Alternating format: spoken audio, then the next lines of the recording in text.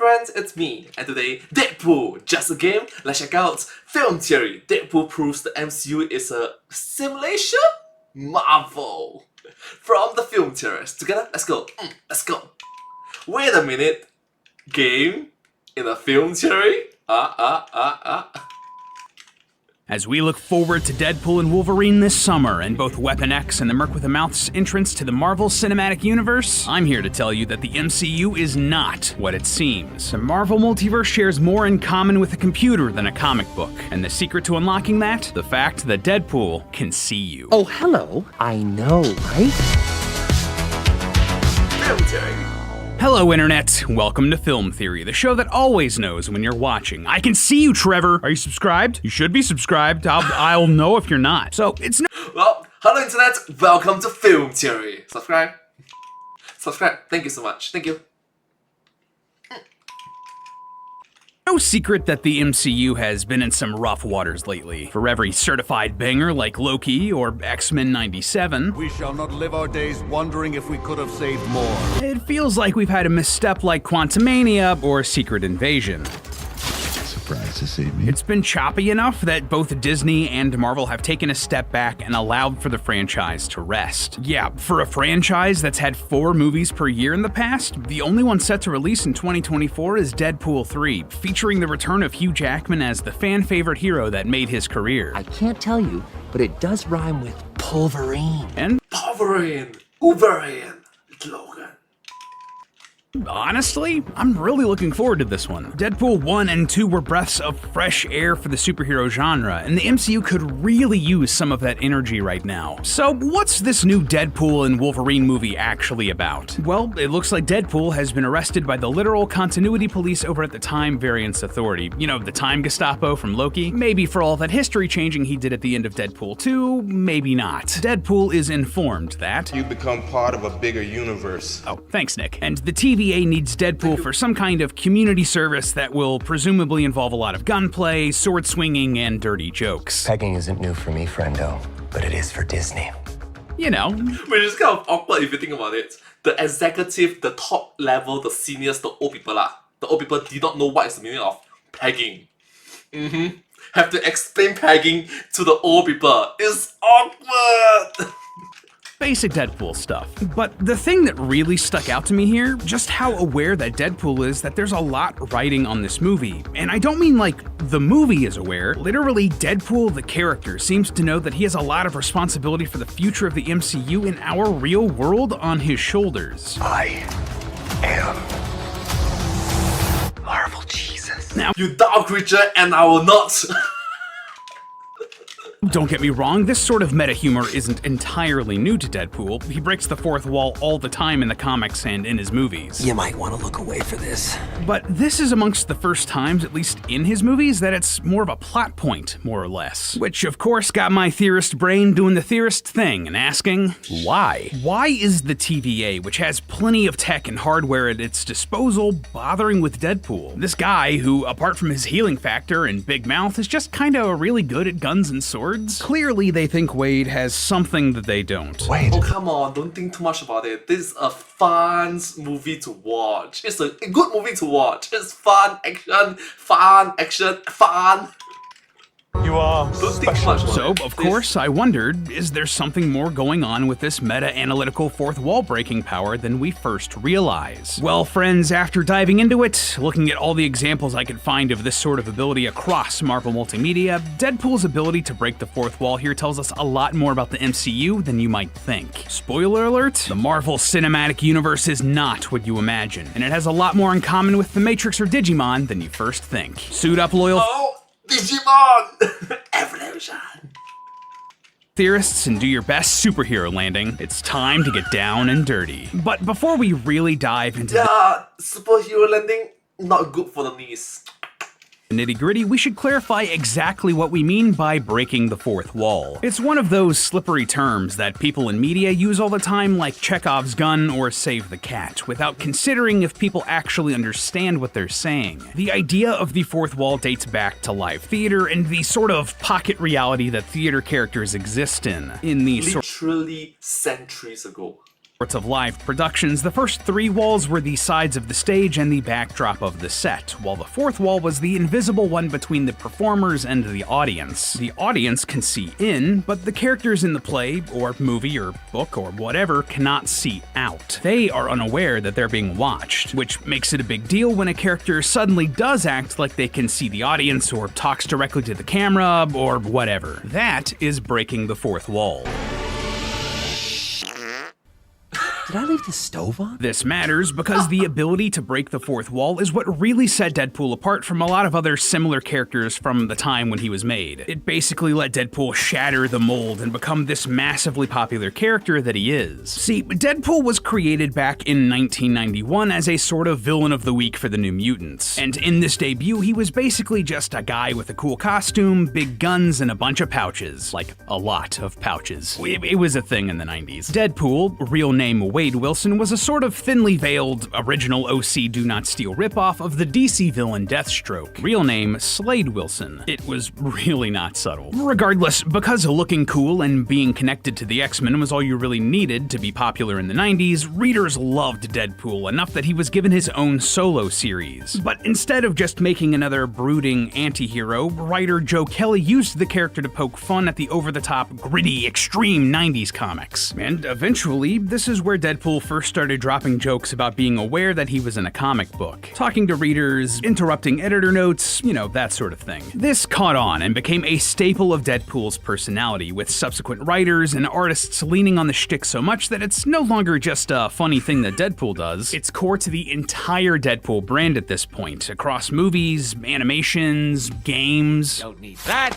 Edit that. You name it. But what exactly is this? Some sort of superpower? A result of the experiments done on Wade? At least in the films, that's always been the case. Though he makes quips and jokes all throughout, Wade never directly addresses the audience until after he gets his powers. Seriously, go watch the whole thing. He only acknowledges us once he goes through the Francis experiments, which activates any mutant genes lurking in your DNA. This is even consistent with the Deadpool version that appeared in X-Men Origins Wolverine. He didn't break the 4th wall until the post-credits scene, after he already had other mutant powers spliced into his body.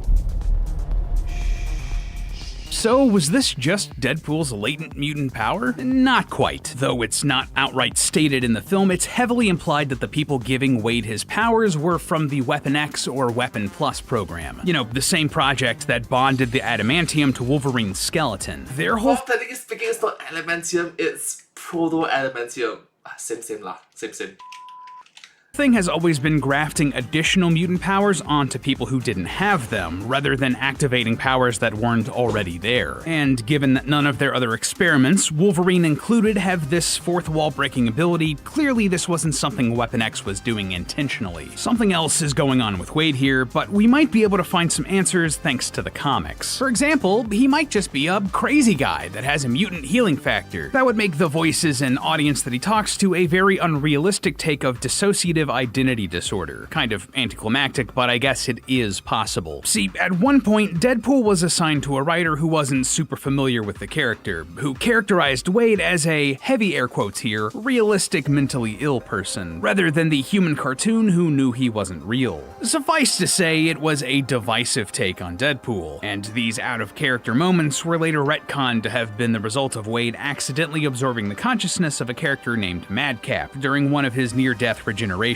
If you don't know, and why would you, Madcap was a forgotten 80s-era Captain America enemy who was pretty much just Marvel's rip-off version of the Joker, a costumed killer with the power to drive people insane. Thus Wade's belief that none of this is real and we're all just in a comic book. It's the kind of thing that Marvel would like you to kindly forget. But this could actually explain a lot of what we're seeing out of Deadpool and his fourth wall breaking, just not in the way you'd expect. See, the Joker, you know, the character that Madcap was a rip-off of, is a unique character. And one of the longest running fan theories about him is that he acts like, well, the Joker, not because he's insane, but because he's actually super sane, as in he's able to comprehend the true nature of his universe.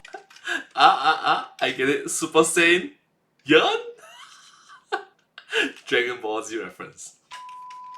universe, that he's a character being written in a comic book or movie or whatever, and the fallout of that knowledge left his otherwise mortal brain broken. To everyone else, and to us, the reader, this comes across as the Joker being some sort of crazed lunatic, but he knows that he isn't. You're crazy. I'm not. No, I'm not. Lending credence to this theory, in a few cases, different incarnations of the Joker have spoken directly to the audience, including in Batman the Animated Series. Sorry, the hench girl role has been filled.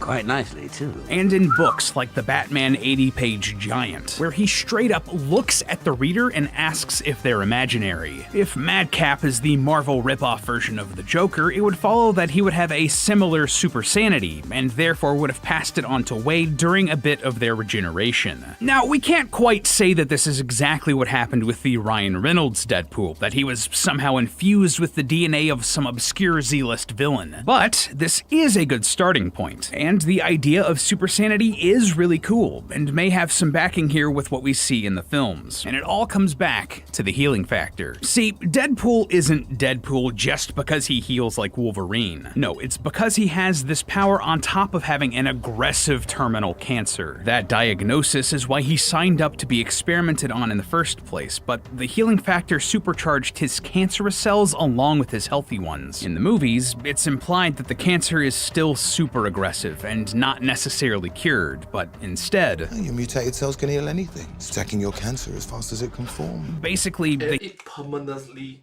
disfigure him. Permanently. healing factor is replacing the cancerous cells as quickly as they can pop up. Elsewhere in the movie, we can also figure out that this cancer has probably spread to most, if not all, of Wade's body. When he gets his prognosis in the film, he's told that, People react to news of late-stage cancer differently. and we see x-rays showing us where the cancer is earlier in the scene. It looks like it's all over his lungs and on both sides of his abdomen, implying that it is spread. That is what defines stage 4 cancer, the latest stage of the disease. And Terminal stage cancer. Stage 4 cancer. Late stage cancer. if this cancer continues to grow, it likely means that it will also spread to Wade's brain along with the rest of his body. Thus, the ugly face. Wait, Vanessa loves you. She doesn't care what you low. But the brain part here is important because if the cells in Wade's brain are constantly being rejuvenated and regenerated, that would give him high neuroplasticity. Now, we go into a lot of detail about neuroplasticity in our episode about whether or not Omni-Man was right in Invincible. The long and short of it is that when we're really young, our brains are really good at forming new neural pathways. But as we age, they become less good at it, resulting in us becoming set in our ways, so to speak. But AKA the old people become stuck in their backwards thinking traditional mindset. Whereas the young people will be like, how come my grandfather, my grandmother is so... gosh, their thinking is such a... if Wade's brain is in an indefinite state of being destroyed by his cancer and regenerated by his healing factor, his brain would remain young, allowing him to form those new neural pathways. So maybe what we're seeing here is some sort of weird combination of these two ideas. The constant regeneration of his brain cells supercharging his neuroplasticity, letting him absorb new concepts and accept new ideas regardless of how universe-breaking they are, thus Because Deadpool can't die. giving him Joker-like super sanity. This would let him comprehend that he Oh, sorry. Deadpool 2, he died. Oh no. Nice Pool died too.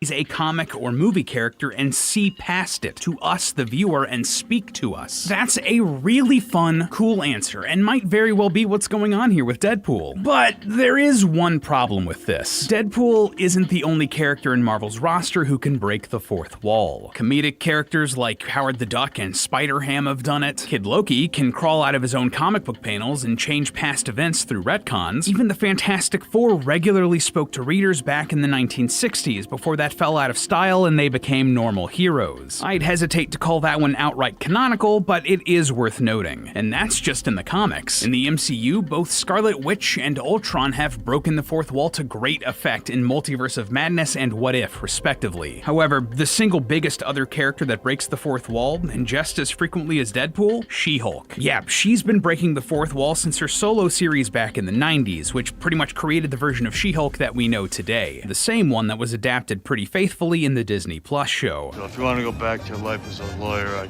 I respect that. Thanks. He doesn't mean that. This also She-Hulk. predated the original boring normal bad guy version of Deadpool by a full 2 years. The same amount of time she beat him by in the MCU too. Fun coincidence. Now, obviously, all of these characters aren't suffering from the same battle with cancer that Wade is, or have his same healing factor. Like, maybe the argument could be made for She-Hulk, since she got her powers from Bruce's irradiated blood. But how would that work for Loki? For Scarlet Witch? For Ultron? Something else is going on here. There is one explanation that works with it all. One answer that could apply to all of our characters. Deadpool, yes, but also the likes of Loki and She-Hulk and whoever. Everything and everyone could be a simulation, as in a computer. And characters like Deadpool breaking the fourth wall could be them seeing the different layers of the simulation. Now, that is a pretty bold claim, but hear me out. There's a real-world philosophy that would line up with this shockingly well, and there's even evidence in the MCU to support it. If you don't know, the idea that the entire world is just some sort of computer reality is known as the simulation hypothesis in the scientific community. Now, the whole subject is full of a lot of lengthy discussion and in-depth arguments, but the long and short of the idea, imagine for a second that somewhere down the line, humans become technologically advanced enough to create perfect simulations of anything they want, including a world full of people with consciousness. Well, if that simulation is perfect, then at some point, the people in the simulation would eventually create their own supercomputers, powerful enough to create their own perfect simulations. Thus, they also create their own simulated world with simulated people, who could go on to make their own simulated world with their own simulated people. So on and so forth, forever and ever, turtles all the way down. Basically, AKA Matrix. it's like The Matrix meets Inception, a simulation within a simulation within a simulation going on forever. If this were indeed the case, proponents of the simulation hypothesis would believe that it's infinitely more likely that we live in a simulated reality than in the real one. Now, I'm not quite so convinced of that myself, but it is a compelling idea, and fun to apply to little mind experiments like this. Why? To be fair, it's kind of fun to think about for Deadpool. Because this idea lines up shockingly well with what we see in the Marvel Cinematic Universe. Yeah, you may not have realized this if you fell off the MCU wagon after Endgame, but the Marvel Universe has gotten really complicated over the past few years. And I mean that literally. The universe itself has gotten a lot of weird rules since the introduction of the multiverse that have some wild implications if you think about them. For example, So it's no longer universe, it's multiverse.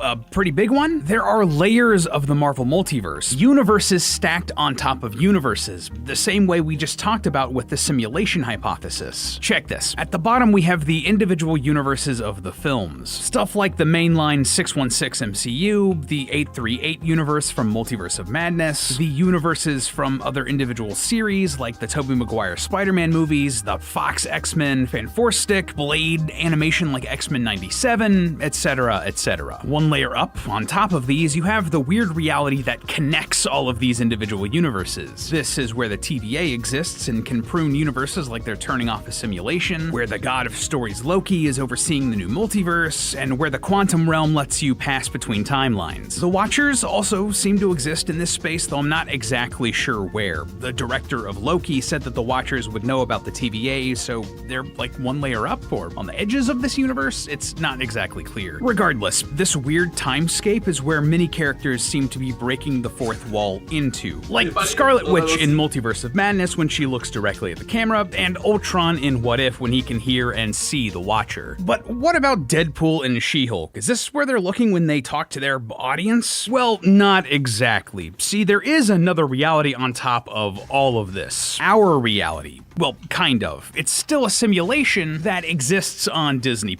Like, as in the real world website. Yes, really. During the climactic fight of the Season 1 finale of She-Hulk, Jin is frustrated by the mess of storylines in her show and looks directly at camera, saying, Is this working for you? We cut to the Disney Plus homepage, where Jin breaks out of the She-Hulk icon and exists on the website. And from here, she jumps into an icon for an episode of Marvel Studios Assembled, a documentary series about the creation of different Marvel films and TV series. She's using this to jump between universes, again exactly like what we just talked about with the simulation hypothesis. In this assembled universe, she meets the actual writers of her show before she comes face to face with Kevin, the omnipotent supercomputer producer that runs the whole Marvel Cinematic Universe. I possess the most advanced entertainment algorithm in the world, and apparently it failed. Apparently it failed. I'm so sorry. Proto ChatGPT, it failed badly. Produces near perfect product. Near perfect. Some. Yeah, near perfect. You sure? For the past 4 or 5 years? Are better than others. Clearly, this assembled universe exists on the same plane as Disney Plus. One layer below us, here in the real world, but one above the TVA universe where the individual movie/TV universes exist. We here in IRL space are looking into this simulated world created through the Disney Plus website or app or whatever, which itself created those sub-universes for the different shows and movies. Now that's really weird and really cool and really meta in a very strange way. But why would I say that it's all simulated? Well, for a few reasons. Firstly, Kevin here, the one running the MCU, is straight up described as a supercomputer AI, so off to a good start when it comes to the simulation idea, right? Yeah, supercomputer AI, a lot of room for improvements. You expecting a man? Yeah. Why would I expect a giant AI brain and not a man? Secondly, in his conversation with Jin, Kevin refers to his world as a platform, like you would a simulation. You will not be able to access the KEVIN again. What? That error on our platform has been fixed. Next, this Disney Plus reality is able to edit lower realities, literally changing the plot, removing ideas, and adding in new characters. Can we not do Todd gets Hulk powers? Erasing blood clot. Oh, would not mind seeing Daredevil again. And enough with this angsty nighttime. Let's do this big climax in daylight. Yeah. The ability to do all of this on a whim would make sense if it were some sort of simulation, like you were just changing the parameters in a game engine or something. This would also explain how different characters are able to access different universes in crossovers like No Way Home or Loki. They're just going to different simulations, it's just data getting moved. And the TVA destroying universes is more like them just shutting down a server. She-Hulk being able to break into the Disney Plus reality would even make sense since they're both digital simulations. It's just data moving from one layer to another, in the same way that characters like Deadpool can be taken by the TVA into different realities. And think about it, the Infinity Stones that let you rewrite reality and time itself, that's basically just you getting cheat codes for your simulated universe. But do you know what the craziest part of all of this is? Given what we see here in this sequence in She-Hulk, Deadpool shouldn't be alone in his ability to break the fourth wall. In fact, in theory, in superhero theory, anyone in the MCU should be able to do it too. See, when Jen breaks out of the Disney Plus menu, she says this. I'm just gonna break this inhibitor real quick. And when she confronts her writer's room, you can hear one of them say, She's supposed to have an inhibitor. The real thing keeping these characters in these simulations from breaking the fourth wall are inhibitors, which presumably do exactly what they sound like. They inhibit your ability to see past the simulation. Oh, and isn't it interesting that Marvel just brought back inhibitor collars as a major plot point in X-Men 97? Hear that, Beauty? So long as that collar stays on, your powers are bye-bye.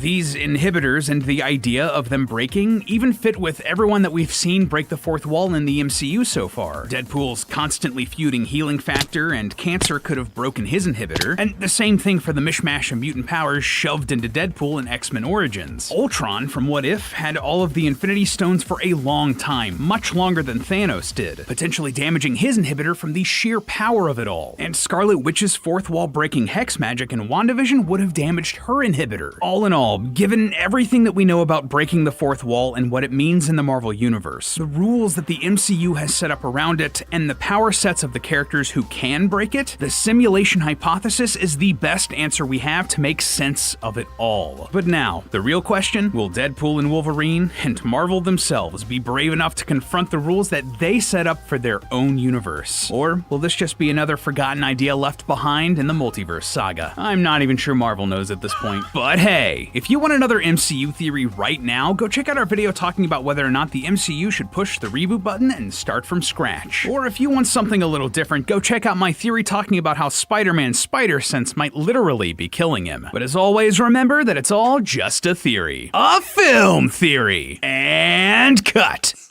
Well, technically speaking, did they reboot? Well, Robert Downey Jr. is back, so Dr. Doom. But hey, that's just a theory, a film theory, and cut.